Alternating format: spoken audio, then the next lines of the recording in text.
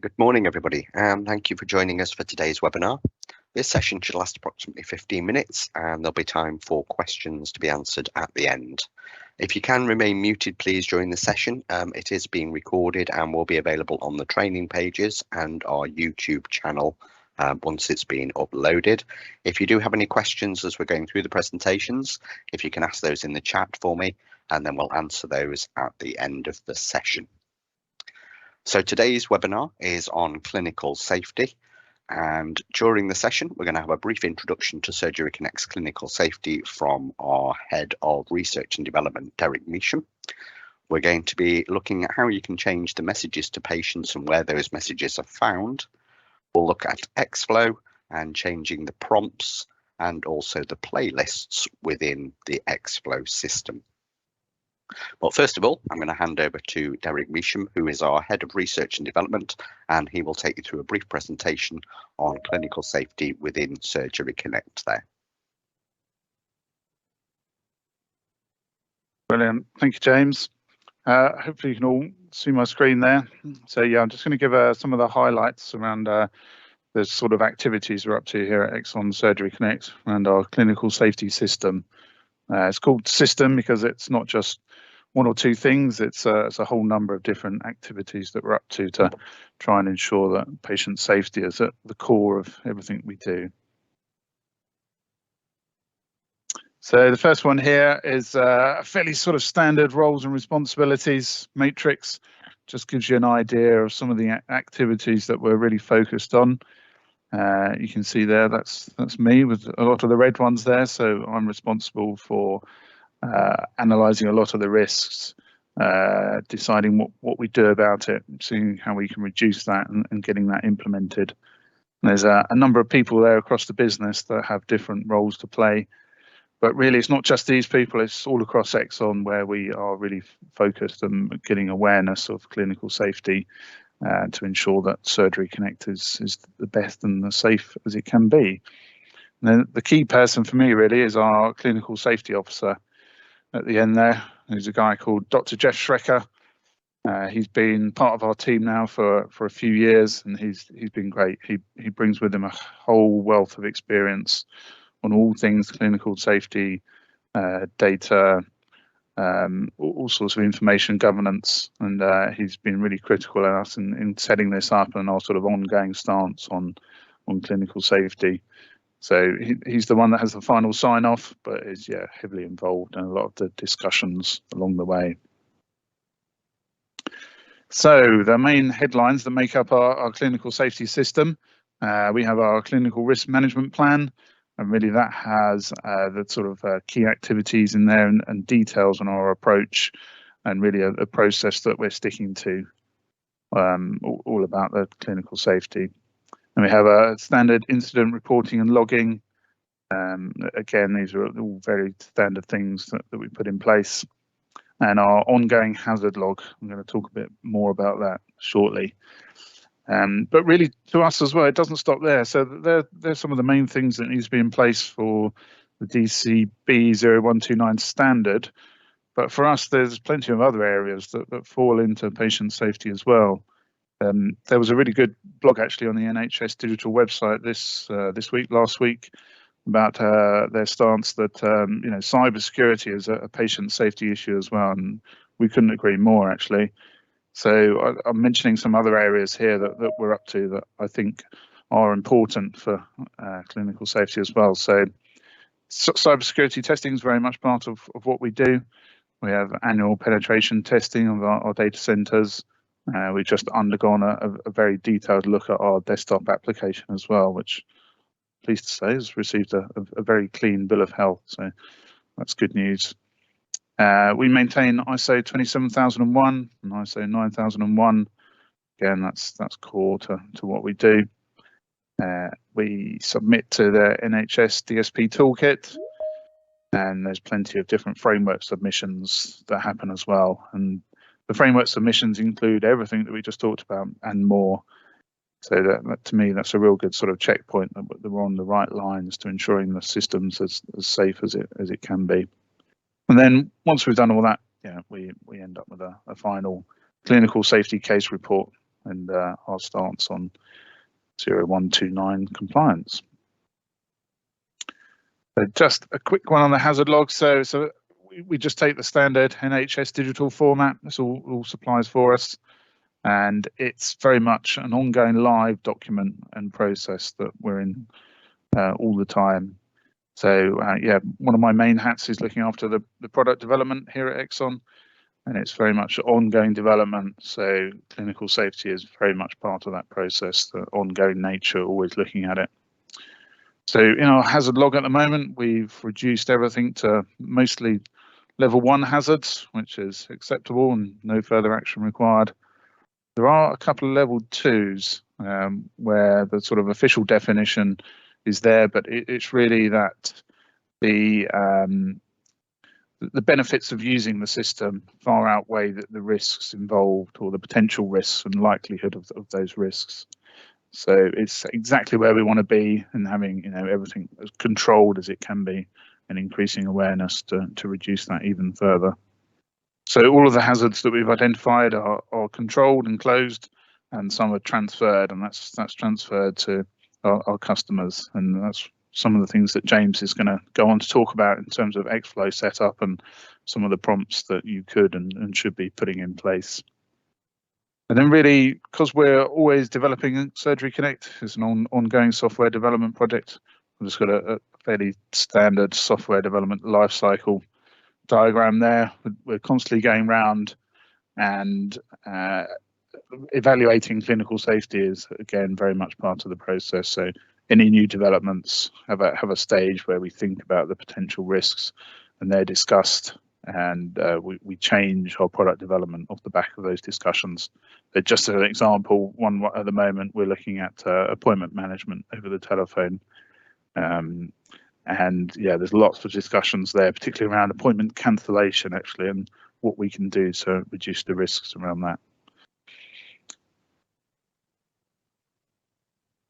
Then what we finally end up with is our safety case report, which we do on an annual basis after all this activity. And then we end up with a very nice statement from our point of view. Surgery Connect is compliant with DCB 0129 and is clinically safe. So yep, just to reiterate, it's very important to us, and it's very much an ongoing process. So I'm going to hand back to James now, who's going to discuss some of the detail around Xflow setup. Thank you. That's super. Thanks very much, Derek, for that. So one of the things that came out of our clinical safety was the messages that we can give to patients through the call flow. So all the messages and actions for Surgery Connect can be changed in the call flow to suit the surgery, and that can all be controlled through Xflow on the system. There's various places where messages are given out to patients, and the first one that we recommend that you review is your welcome prompt, which will be the green prompt block right at the beginning of the call flow there. There are also menu prompts, so obviously you can look at the menu options. This is probably quite a good time to do a review of your call flow and just make sure it's doing exactly what you want it to do, and make any changes that you need to as you go through. You'll also find playlists within the various group blocks, so there'll be the dark orange blocks that you'll see within the call flow, and the playlist is what the patients are listening to whilst they queue. So normally that will give them their queue position and play them some music. However, you can add in messages to those playlists, and we have done a webinar called Informing Your Patients, which will go through changing those playlists in detail there for you. Some practices may notice that they have light blue boxes just before one of their groups, and that will actually change the whisper and the playlist depending on what the patient has chosen within any menu, if you've got one team answering all of those calls. So if you've got your system set up with a standard reception team and all of your calls go into that team, you can still use menus and change the whispers that the team hear when the call's presented, so they know what the call should be about, and also change the playlist that the patient's listening to whilst they queue for that particular query. So all of these options are changed in Xflow, and Xflow can be accessed from various places. The easiest place to go to Xflow from is probably the service delivery console. So if you're in there in the numbers section, you'll have a list of all the numbers and call flows set up for the practice, and you can click on the blue edit icon and it will take you straight into Xflow and load that call flow up for you. If you're accessing from the single sign-on, then obviously you have Xflow down at the bottom right-hand side there, and you can also access it via the menu, which is the 3 lines just next to your initials at the top of all of the consoles. That will then give you access to the other consoles that you have. You can access, and you can use Xflow just down at the bottom of that list. Now, if you've gone through the single sign-on or the menu, the first thing that you're going to need to do when you open Xflow is actually load up the call flow that you want to view. So there will be a load icon just at the top left-hand side of the screen, and down at the bottom right, you'll also have the little magnifying glass for our online help centre. So don't forget, you've got step-by-step guides that you can search for through the help centre there, and we looked at that on our last webinar. So clicking on load at the top left-hand side of Xflow will then give you a list of all the call flows that you have set up. You can either search via the telephone number or scroll through the names of the call flows. So we're looking really for the one that's going to be your main number call flow. When you've selected that in the list, just click on load down at the bottom of that pop-up, and that will then load the call flow that you've requested on the screen for you. So within Xflow, you're going to have the name up at the top. You've got some functions across the top of the screen here. And then down the left-hand side, we have all the icons that we can drag and drop onto the workspace to create new blocks. You'll also see a graphical representation of your call flow, and all the prompt boxes are the ones in green, and those are the ones that you can change the messages in. Through the clinical safety review, within the welcome prompts from the 8th of September, we've now included a message that once it answers the call and gives the practice name, it obviously tells everybody that the calls are going to be recorded, and also we've now added in to the standard script that if the patient is suffering from chest pains or having difficulty breathing, they should hang up immediately and dial 999. Now, any call flows that were created before the 8th of September won't have those messages in. So if you'd like to update the messages, open up your main number call flow and then double click on the prompt that you want to change. So initially, that will probably be the welcome prompt, which is answering the calls into the practice. Double clicking on the coloured bar at the top of the prompt box will open up the prompt properties. You can change the name, obviously, the description, and whether the patient can skip this message. So in the most part, within any of your green prompt boxes, you want to make sure that that can interrupt is set to no, so that the patient doesn't accidentally hit a button and play a tone and then skip this part of the call flow. On the audio tab up at the top, will then give you access to what the system is saying at the moment. So this is from our training database, but the actions that you'll need to take will be exactly the same. So we can see here at the moment that we're using text to speech so that we don't have to record our own messages. We've selected Amy as the prompt voice here, and then in the prompt text box is what the system's going to say. So you can change that text, and that's then what will be read out. Any changes that you do make, save to the test number that goes alongside your main practice number first. So even if the practice is open and patients are actually using the phone system to call in at the moment, you can change these messages without initially changing what the patient hears here. So just by typing in the new text that you want to use, so in here we've changed it now to the name of the practice, the call recording message, and our clinical safety message. So if you're experiencing chest pains or having difficulty breathing, please hang up immediately and dial 999. Don't forget to preview the text just to make sure that it's being read out in exactly the same the way that you expect. And then if you click on save down at the bottom, that will then save that new text to the test number on the system. Up at the top of the screen, you'll then see a big orange banner that says that you're currently viewing an undeployed version. So that means that what's on the test number is different than what's on the number that the patients are currently using. To change that, just click on the deploy button and that will then swap those changes over onto your main number and become then the messages that the patients are hearing whenever they ring in to the practice. So that's changing our welcome prompt to include that message. Also, as part of that clinical safety review, we've added a similar message into the playlist within the group itself. So you can see the group here, which is our orange appointments block. And if I double click on the appointments block here, I can then access the playlist through that group block. If you have a group behavior block, which is the light blue one, then that's where you will need to change the playlist for that particular option. I'm going to click on the appointments group here though, and that will then open up the group properties. I now have my playlist and patient callback options, so I can just click on the playlist option at the top, and that will then open up the playlist. As a default, the majority of them will be set on playlist 1, which is your cue position and then music, and it will repeat that information until the call reaches the front of the queue. If you've made any amendments to that playlist and saved it as playlist 1, obviously it will then show you the playlist that you want to see. So there is an edit button, and if you click on edit selected playlist, it will then open up a new window with the playlist in here as it stands at the moment. So this is our cue position and then the music, and then it repeats that information until the call is answered. So to add in an extra prompt to the playlist, you can take the prompt from the left-hand side and just drag and drop it over onto the workspace. That will then create a single prompt. You can then double click into the prompt and click on the audio tab, just like we did before, to change the audio.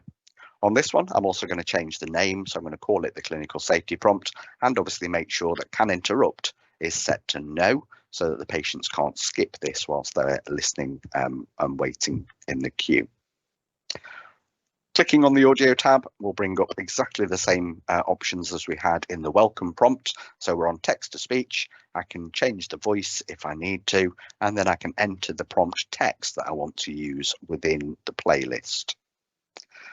Now the playlist standard text that we're adding in is that we will answer your call as soon as possible. If you're experiencing chest pains or having difficulty breathing, please hang up immediately and call 999. Otherwise, please continue to hold. It will then play the music, and then it's going to repeat that information.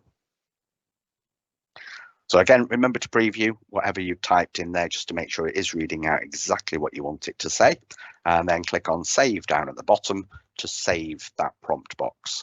If you've changed the name, that will then rename it on the screen, and it's now added that text in. All we need to do now is to add that into the actual flow. So if you click on the blue lines that link up any of the blocks, you can actually delete those and then rearrange the blocks and the flow so it does what you want in the order that you want to do it. So just clicking on the lines here will turn them red. Now I've actually used my shift button on my keyboard and clicked 2 lines at once here so that they've both gone red, and then just clicking delete on my keyboard will then delete those connections. I can then move the blocks around using drag and drop. So I've moved the music so that they get the cue position and then the clinical safety message and then the music afterwards. And then we can just rejoin the dots from the next option up to the front of the next block that you want to play. Once you've reconnected all the dots, obviously from the last one, you're just going to go right back around to the beginning of the cue position, and that will then set up a new playlist for you. Obviously, this is quite clear to see. If you've got quite a few cue reassurance prompts in there, then you can use auto arrange here just to arrange it on the screen if you need to, and it will then rearrange the block so it's easy to read there for you. Now, if you do save as new down at the bottom, that will then give you the option to add a new name to this playlist so that you can name the playlist something specific and keep playlist 1 for any of the cues that you don't want to add in that clinical safety message to. When you've changed the name, just click on save, and that playlist will then appear as the playlist for that particular group or in that group behavior if you've changed it through the light blue blocks there. Now you can change that playlist on each of the groups that you have set up. So any of the orange blocks can have a different playlist, so you can put in different information if a patient is queuing for appointments than you would if they were queuing for test results or if they were queuing for something like prescription queries. Once you've got the playlist showing as the playlist that's set, you can then click on Save. And that will then save the new playlist for that particular group, so that any calls that join it then will hear the new playlist once that playlist has been deployed. So even though we haven't actually made changes to any settings, because we've changed the message in the playlist there, we would still need to deploy that call flow so that that then becomes the messages that the patients are hearing when they're queuing for us in our appointments queue here. So we've had a look there at changing both the prompt and the playlist within the group or the group behavior blocks. So during this session, we've had that introduction to the Surgery Connect clinical safety system from Derek. We've had a look at where you can change the various messages to the patients, how to access Xflow, how to edit your welcome prompt specifically, and how to edit the playlist to add in that clinical safety information.